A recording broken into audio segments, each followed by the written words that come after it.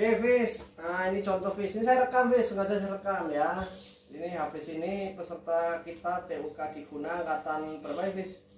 38. 38. Ini kebetulan kegiatan kemarin informasi yang kemarin saya share itu adalah terkait sama pekerjaan. Ini ada pekerjaan. Nah, pekerjaan yang atas permintaan klien kita itu adalah orang safety yang punya sudah yang pertama sertifikat safety jelas K3 ya, standar sih operator, level operator lah dari BNSP udah standar itu paling rendah itu. Tapi yang penting pekerjaannya itu adalah pekerjaan di ruang terbatas, Wis ya, pekerjaan di ruang terbatas. Jadi makanya harus paham banget tata cara penggunaan gas vektor sama SCBA ini sudah saya sediakan. Nah sekarang saya cuma pengen tahu lah, video ini nanti akan saya kirim ke perusahaan yang membutuhkan tenaga kerjanya itu sebagai seorang HSE lah. HSE itu harus pintar menceritakan, harus pintar bercerita. Syukur-syukur sedikit lah ya bahasa Inggris itu nanti, tapi bahasa Inggris sebenarnya agak nanti dibutuhkan banget kamu pekerjaannya itu pekerjaan yang nilai gajinya fantastis ya.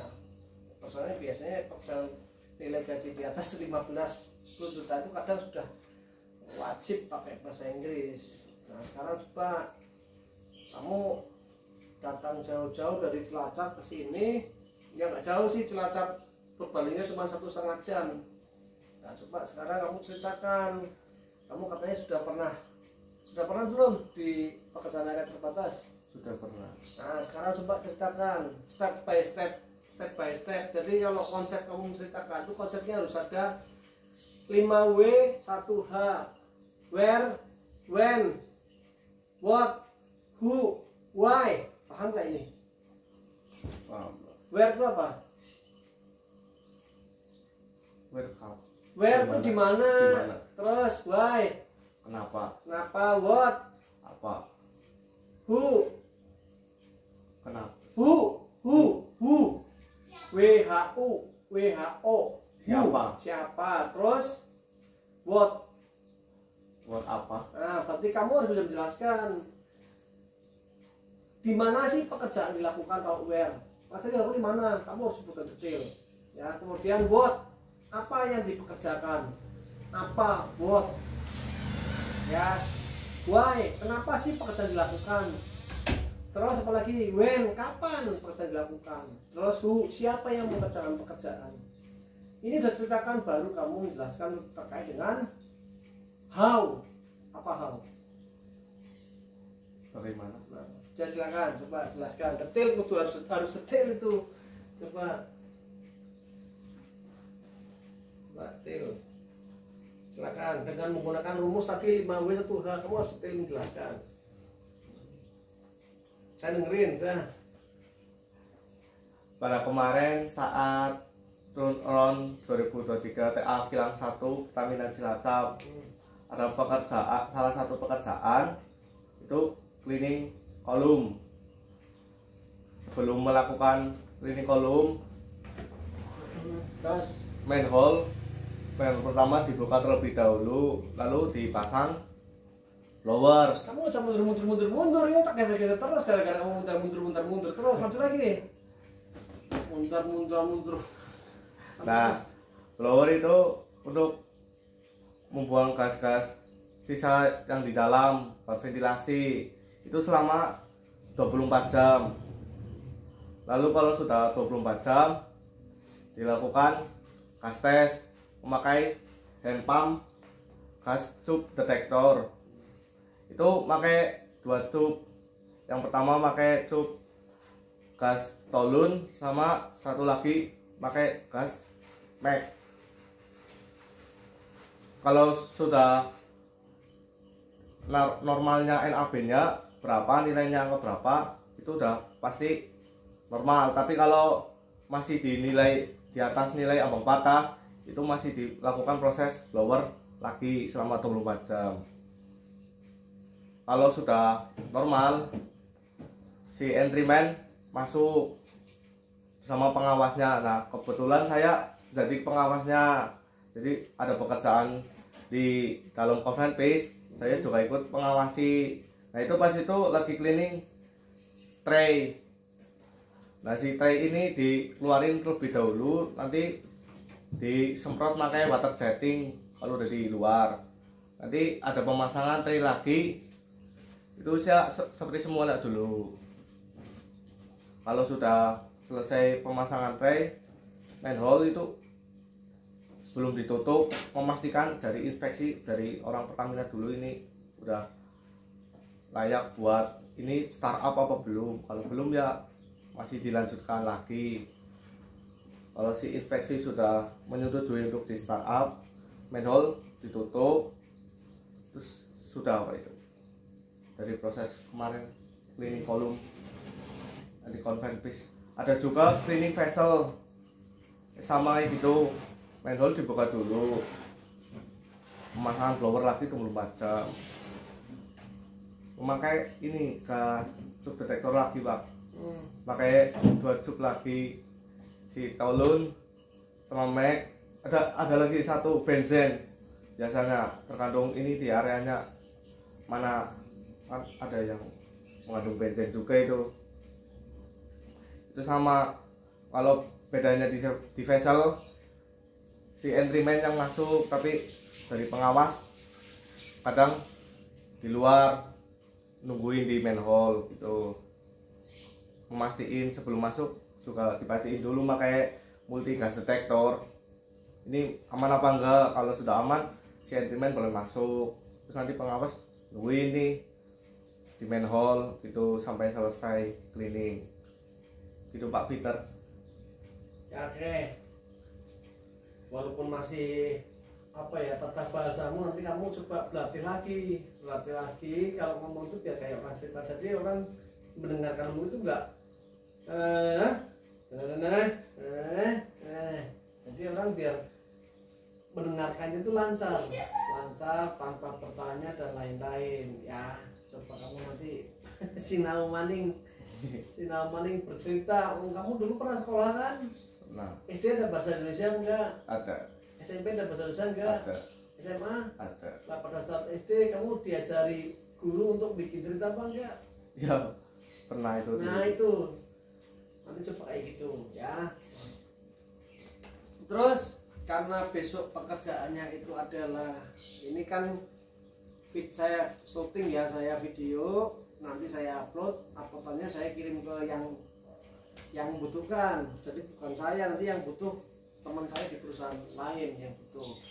Nah sekarang kamu harus menjelaskan, ini ada alat nih, ada alat yang nanti dipakai terus, yaitu gas detektor sama.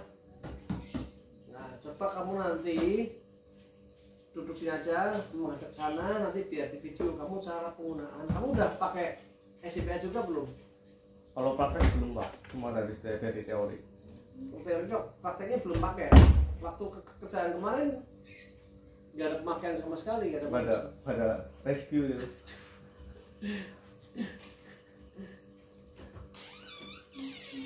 Ya wes. Oke. Saya pause dulu.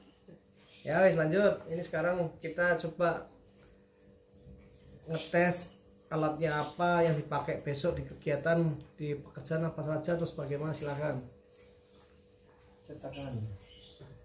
Ini cara penggunaan multi gas detector. Pertama-tama nyalakan tombol ini terlebih dahulu.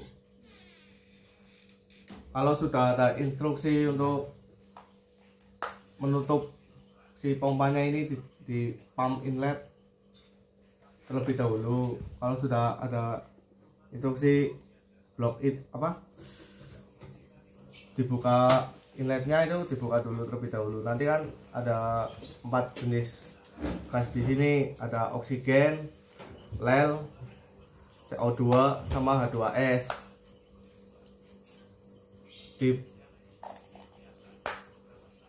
Terus selanjutnya ada SCBA. Ini namanya full mask. Jadi udara masuk dari sini, nanti sedotannya dari arah sini, dari dalam. Terus ada single pack. Sini ada konektor. Sini kabel hose yang buat nyambung ke tabung. Ini ada indikatornya.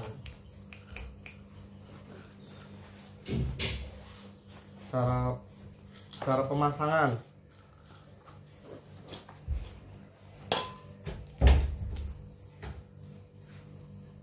Udah seputir tuh, truk sudah. Seputir.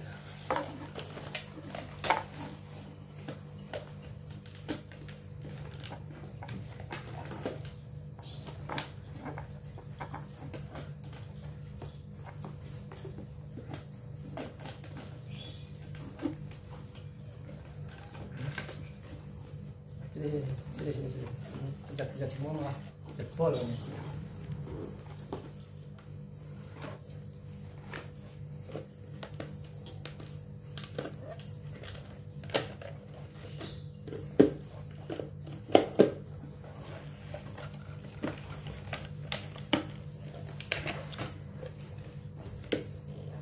Ngomong sambil ngomong terus jadi saya nggak habis waktu. Di sini ada tabung oksigennya. Sini.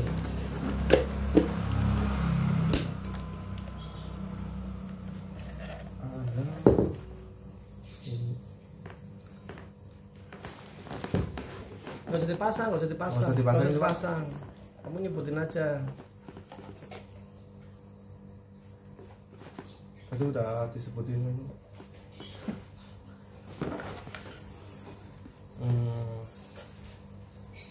Sudah nih.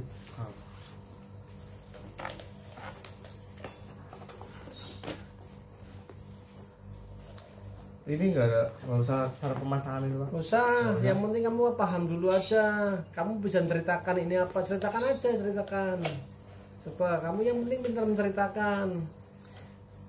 Sini kalau ada... kamu antara mencoba dengan menceritakan, kalau kamu sudah runut, tahu runut nggak? Tahu nggak runut? Itu apa, Pak? Runut bahasa Indonesia nggak tahu runut. Runut itu tata A B C D E F G H I J A.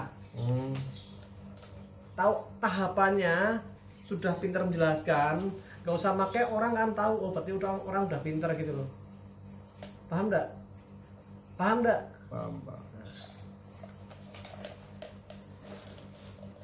Sini ada full mask. Jadi ini full mask nanti dipasang, terus nanti pengecekan udara masuk. Ini ada tombol merah, ditekan dulu, pastikan ada kompresinya.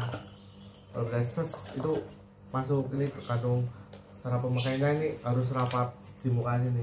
Ya, sini harus rapat, tidak ada celah sedikit pun gitu, harus rapat.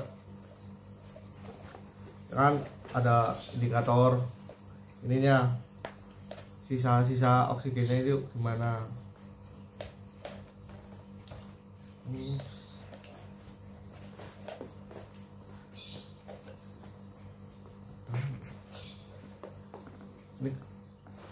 sambungan konektor di sini. Ini perlu dijelaskan ini apa fungsinya? Ini fungsinya untuk mengetahui sisa-sisa tekanan. Cerita. Kamu jangan ngomong sama saya, kamu ceritakan. Ini fungsinya untuk Ceritakan. ini monitoring ini sisa kompresi dari gas. Ini gas oksigennya ini sisa berapa gitu buat yang benar gas atau oksigen atau udara biasa? Oksigen, udara biasa. Kenapa kok bukan oksigen? Itu beda, Pak. Apa bedanya? Kenapa harus udara biasa? Ini kalau Kenapa bukan gas? Kamu tadi menyebutkan ada gas, ada... Ayo. Kamu udah ngeralat 2 kali, gas, oksigen. Nah sekarang kamu kenapa jelaskan coba. Kenapa kok bukan gas? Kamu ralat lagi tadi oksigen terus diralat lagi jadi udara biasa. Coba kenapa? Kalau gas dihirup kan ini loh berbahaya. Kalau oksigen kan ini bang Apa? Saat dari pernafasannya itu lah. Apa? Coba jelasin. Ayo apa? Kenapa tidak boleh oksigen? Apa bedanya oksigen dan oksigen murni? Berapa sih oksigen yang wajib kita hirup, yang boleh kita hirup? Berapa persen? 19,5 sampai Berapa? 19,5% Terus? sampai 21,8%. Ya kenapa kok nggak boleh oksigen murni?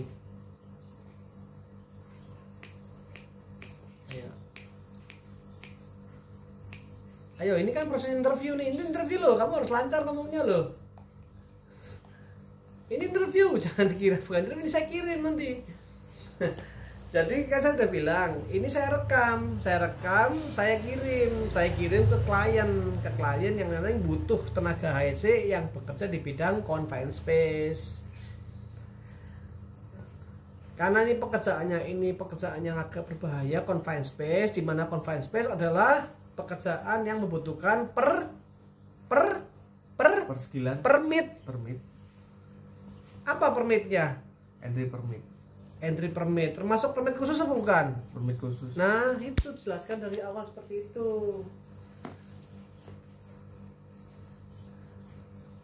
Jadi ini saya ngerekam bukan hanya sekedar ngerekam, bukan. Ini ngerekam, saya kirim ya. Saya kirim ke yang mau memakai tenaga kalian. Nanti yang milih mereka, bukan saya yang milih. Itu.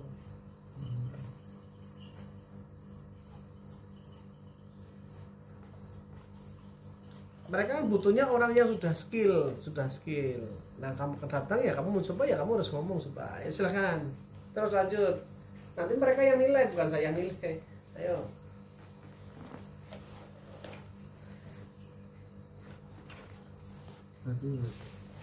Ini single pack di sini. Terus di sini di single pack bagian bawah ada konektor tabung oksigennya ini. Terus ada kabel hose ini buat nyambung sama si full max-nya ini buat nyambung.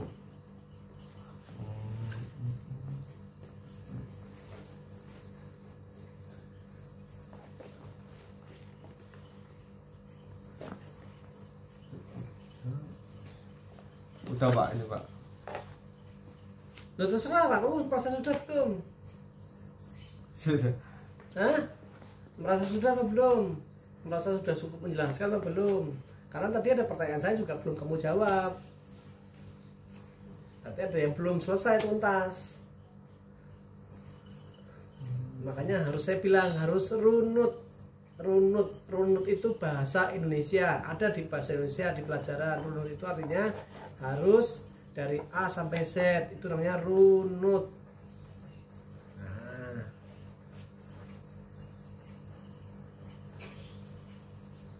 Angel ya nanti ASE ya. Susah kan? Kecuali kamu punya channel yang bisa masuk-masukan. Tapi kalau orang yang nggak punya channel, apalagi kamu pengen menuju ke tahapan HSE yang lebih gede, ya harus masuk ke tahapan yang lebih gede. Ya kamu harus pinter. Satu-satunya jalan kamu harus pinter, harus tahu bisa menjelaskan, ngomongnya juga harus enak didengar, kayak bahasanya. Kemudian kamu harus pinter untuk pemakaian alatnya. Kemudian nanti bagaimana kalau ada simulasi, karena pasti kalau ada kegiatan-kegiatan yang bersifat bahaya, ya, apalagi ada permit khusus. Coba sebutkan permit khusus itu apa aja? Entry permit. Terus ini yang di permit area. Iya, coba permit semua area pasti ada permit khusus. Apa? Pekerjaan dingin. Pekerjaan dingin itu bukan pekerjaan khusus, padahal itu untuk daily biasa rutin. Kerjaan panas, pengelasan. Terus pekerjaan panas, pengelasan, terus apa lagi? Pengelasan. Terus Galian bawah tanah. excavation, apa lagi? Terus ini kok di pekerjaan di bawah air. Bawah air, terus konvensi. Konvensi tadi udah pertama. Ini working at height. Ya, ketinggian. Apa lagi? Apa? Izin alat berat pak katanya. Alat berat bisa. Terus apa lagi? Tapi alat berat kadang kan juga termasuk daily itu rutin biasanya juga maksudnya. Ada lagi satu nih.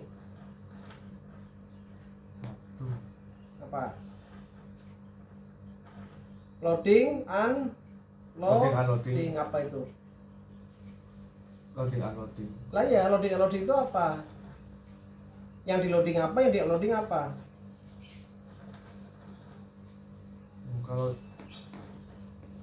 Kalau itu belum ini pak. Aduh, Loading unloading. apa ini loading unloading? Terkait sama pengisian bahan bakar. Loading unloading katalis bisa gitu. Kamu kemeringat kan? Kemeringat. Ya. Oke teman-teman, jadi gitu ya. Ini kalau proses rekrutmen itu kadang seperti ini. Kadang kalau orang yang ini sedikit ya. Ini saya bukan rekrutmen.